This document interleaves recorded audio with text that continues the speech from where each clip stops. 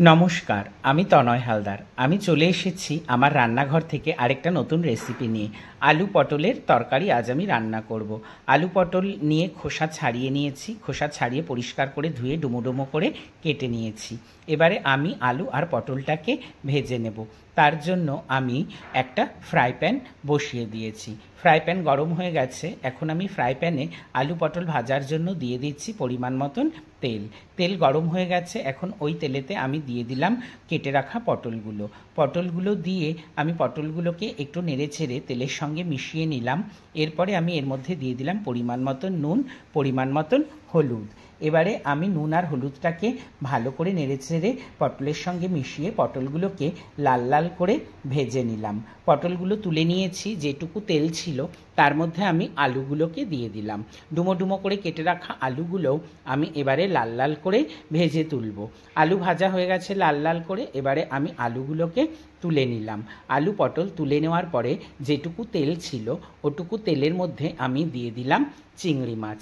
চিংড়ি মাছগুলোকে এবারে ভেজে নেব, তাই তেলের মধ্যে চিংড়ি মাছগুলোকে দিয়ে দিয়েছি। চিংড়ি মাছগুলো দিয়ে ভালো করে নেড়ে চেড়ে আমি চিংড়ি মাছগুলোকে ভেজে নিয়েছি। এবার চিংড়ি মাছগুলোকেও আমি নাবিয়ে আলু পটলের মধ্যে রেখে দিলাম। এবারে একটা মিক্সি জার নিয়ে নিয়েছি। মিক্সি জারের মধ্যে আমি মশলাটা তৈরি করে নেব। দিয়ে দিচ্ছি কয়েক টুকরো আদা, দিয়ে দিচ্ছি পরিমাণ মতন জিরে, আর দিয়ে দিচ্ছি পরিমাণ মতন কিছুটা ধনিয়া, আর দিয়ে দিচ্ছি কয়েকটা শুকনো লঙ্কা। আর এবারে দেব আমি কয়েকটা কাজু বাদাম, দেব কিছুটা পরিমাণ কিশমিশ, আর দেব কিছুটা পরিমাণে আমন্ড।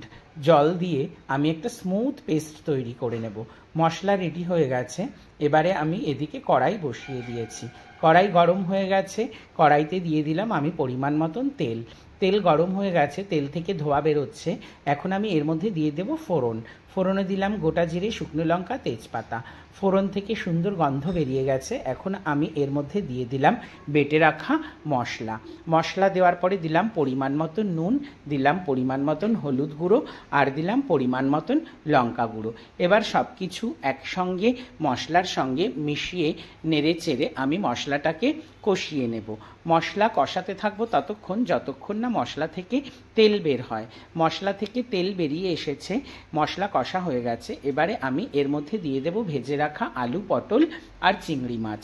সব কিছু দিয়ে একসঙ্গে মশলার সঙ্গে আবার ভালো করে নেড়েচেড়ে কষিয়ে নেব। সব কিছু দিয়ে ভালো করে কষানো হয়ে গেছে। এবার আমি এর মধ্যে দিয়ে দেব পরিমাণ মতন জল। যেহেতু আলুটা একটু বড় শক্ত রয়েছে, তাই আমি যাতে তাড়াতাড়ি রান্না হয় তার জন্য প্রেসার কুকারে দিয়ে দিয়েছি।